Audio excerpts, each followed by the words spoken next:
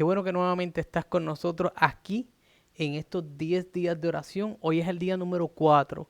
El tema para este momento es parecido al de ayer. De hecho, es el mismo tema del de ayer, la misión de Dios y la oración, pero esta es la parte número 2.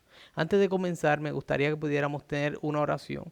Y en este momento de oración, igualmente en el momento en que vayas a descansar, te invito a que puedas realizar esta oración. En este momento vamos a estar orando por los dirigentes de nuestra iglesia, por las personas que Dios ha constituido para que puedan trabajar directamente en unos puestos, ya sea a nivel local de nuestra asociación, unión, división y conferencia general.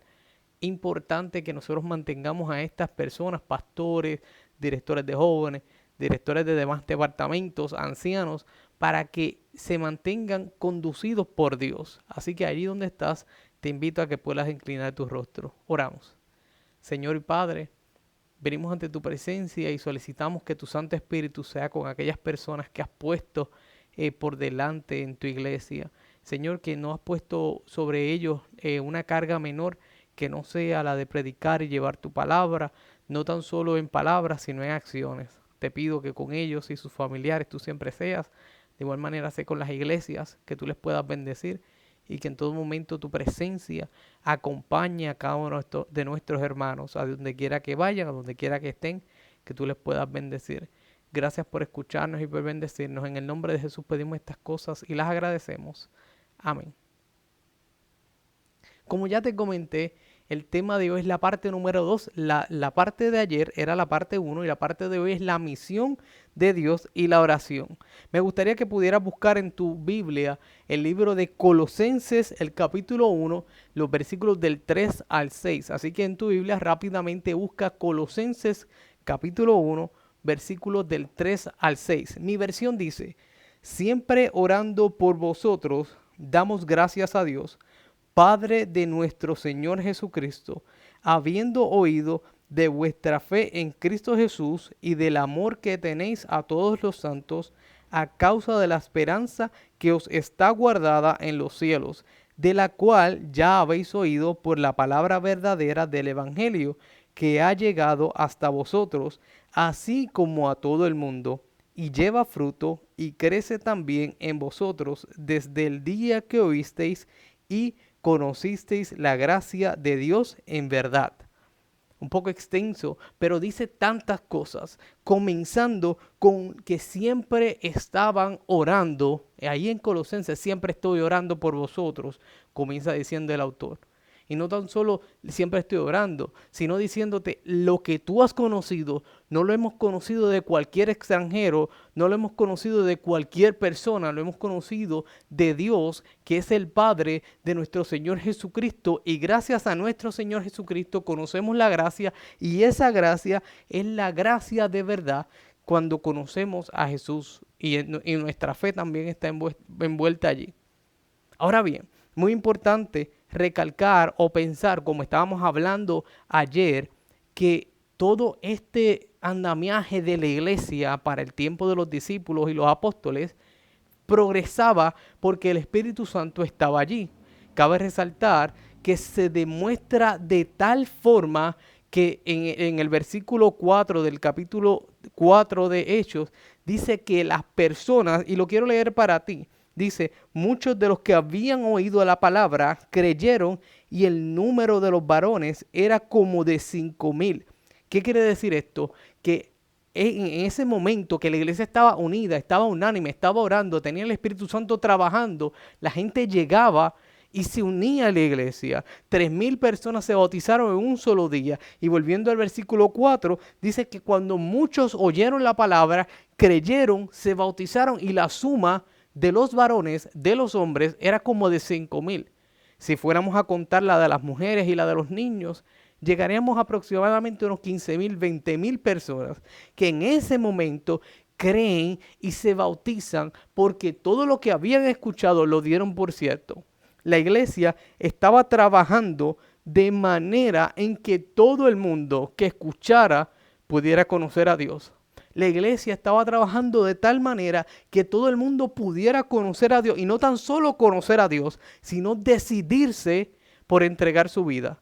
La iglesia estaba concentrada en no tan solo presentar a Dios, sino presentar lo que Dios podía hacer por ellos. Porque es bien diferente presentar a un Dios que es amor a demostrar que el Dios al que tú y yo creemos es amor.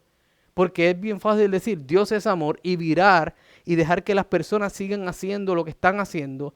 A diferencia de decirle Dios es amor, en qué tú necesitas que ese Dios que yo conozco te pueda asistir.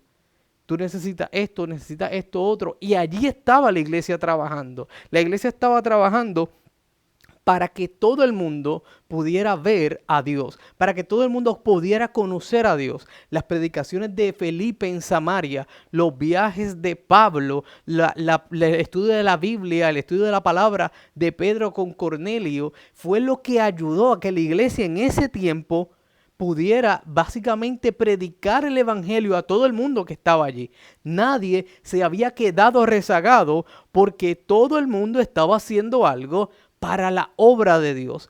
Todo el mundo, por diferente donde estaba trabajando a favor de Dios. Todo el mundo estaba concentrado en lo que tenían que hacer. Ahora tú te preguntarás, ¿cómo la iglesia de estos tiempos tenía tanto efecto y nuestra iglesia en este año que estamos viviendo no tiene el mismo efecto? Y te voy a decir lo que sucede. Lo que sucede es que en aquel momento la iglesia, todo lo que hacía, todo lo que pensaba hacer, todo lo que en lo que se dirigía, lo ponía a favor de la oración. Lo ponía en favor de que todo lo que sucediera, lo que escucharan, lo que dijeran, esto está concentrado en lo que Dios desea que nosotros hagamos. No simplemente corrían a hacer, sino que decían, vamos a ponerlo en oración, vamos a ver qué es lo que Dios desea de nosotros y según lo que Él desea de nosotros, nosotros vamos a actuar. No es tan fácil nosotros simplemente colocarnos en el área del conductor y decirle a Dios que se pase al pasajero. En la iglesia de estos tiempos, de este tiempo que estamos hablando, en la iglesia donde la gente se bautizaba a 3,000, 4,000, 5,000 en un solo día, era la iglesia que decía, no, Jesús, yo soy el pasajero y no tengo ningún problema de ser el pasajero, pero por favor, sé tú el conductor. No te vayas al otro asiento que no sea el del conductor, necesito que vayas adelante. La iglesia ponía por delante siempre a Cristo, siempre las cosas que Dios podía hacer. En el libro Deseado de todas las gentes, en la página 329, nuestra hermana Elena escribe lo siguiente y me gustaría leerlo para ti. Necesitamos mirar constantemente a Jesús, comprendiendo que es su poder lo que realiza la obra. Aunque hemos de trabajar fervorosamente para la salvación de los perdidos, también debemos tomar tiempo para la meditación, la oración y el estudio de la palabra de Dios. Es únicamente la obra realizada con mucha oración y santificada por el mérito de Cristo la que al fin habrá resultado eficaz para el bien. O sea, que no es tan solo la obra que yo haga, sino es la obra que Dios puede hacer. No es tan solo lo que yo piense, sino lo que yo ponga en oración, lo que va a ser efectivo para la obra de Dios. No es lo que yo crea que es lo mejor, sino lo que Dios sabe que es lo mejor. Pero es bien importante verlo de esa manera. Es bien importante entender que no es mi sabiduría, que no es mi conocimiento, que no es lo que yo sé, lo que yo hago, cómo me comporto, sino lo que ya Dios sabe y cómo el poder de Cristo Jesús puede cambiar las vidas de las demás personas. Es importante entender que el protagonista ya no soy yo, que el protagonista para la obra de Dios no es mi cara, no es mi parecer. Yo soy otro actor de reparto, pero también tengo una parte esencial en esta película que se está tomando. Hermano y hermana que me escucha, es importante entender que el poder de Cristo es el que cambia las vidas. Es importante entender que es el poder de Cristo el que puede cambiar a una persona que está muerta en pecado. Es el poder de Cristo el que puede hacer que las personas reconozcan el cambio que deben hacer. No somos nosotros. es el poder de Cristo. Por eso es que la iglesia primitiva se encontraba en esta situación donde todo lo que deseaban hacer, decían, ¿será lo que Dios desea que yo haga? ¿Eso será lo que Dios está conduciéndome a hacer? Y por eso es que todo lo que cada uno de ellos hacía, trabajaba a favor de una sola misión, llevar el mensaje a todo el mundo, a raza, tribu y lengua. A todo el mundo que pudiera conocer lo que Dios estaba dispuesto a hacer.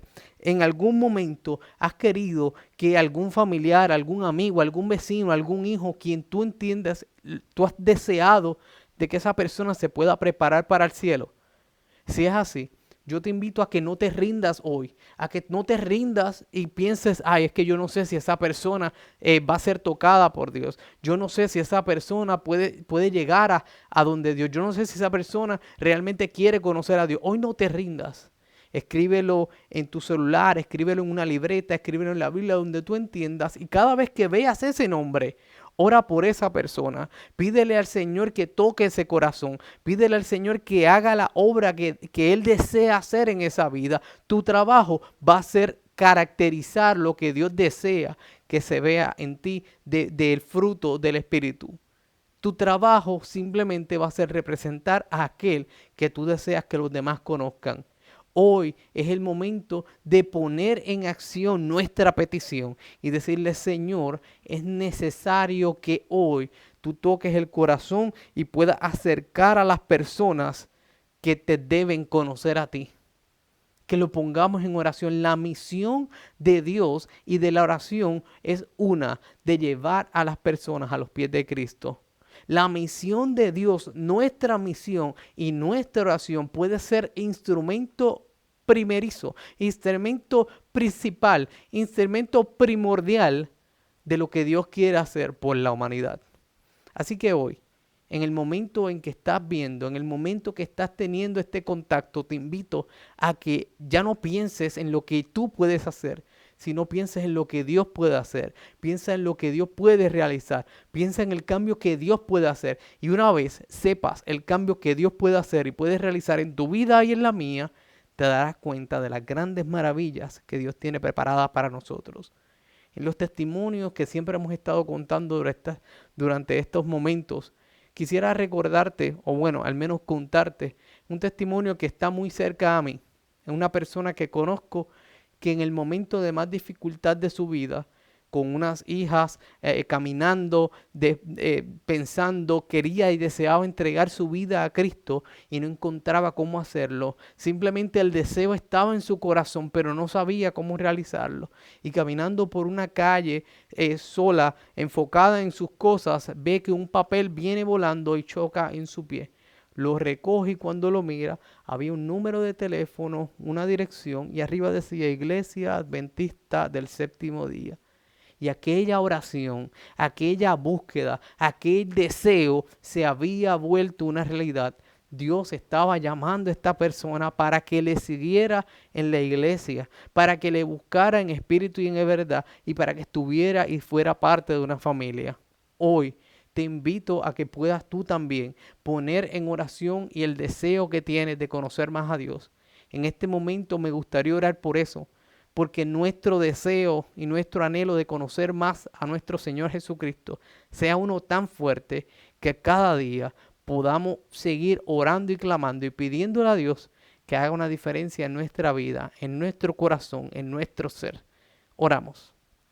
Señor, venimos ante tu presencia pidiéndote que el deseo de conocerte a ti sea uno más grande, que el deseo de congregarnos contigo sea uno especial, que el deseo de agradarte sea uno primordial en nuestra vida. Señor, permite tú que como lo hicieron los apóstoles y los discípulos y las demás personas, podamos vestir todas nuestras acciones y todos nuestros deseos en oración. Podamos orar por ellos, podamos presentártelos a ti y saber si tú tienes otros deseos para con nosotros y para nuestro caminar. Te pido que nuestra vida y nuestro corazón pueda estar enfocado en ti. Y Señor, si en algún momento desviamos nuestra vista de ti, que seas tú dirigiéndonos y ayudándonos a volver a reenfocar nuestra mirada. Gracias por escucharnos. en el nombre de Jesús. Amén. Hermano, hermana, mañana te espero para que podamos ver el quinto día de estos 10 días de oración. No te lo puedes perder. Así que ahí donde estás, mantente compartiendo esto, mantente estudiando la palabra y sobre todo orando y clamando, porque el Espíritu Santo está próximo a derramarse aquí en nuestra tierra, en nuestro ser, en nuestra casa, en nuestro hogar. Bendiciones. Dios te bendiga.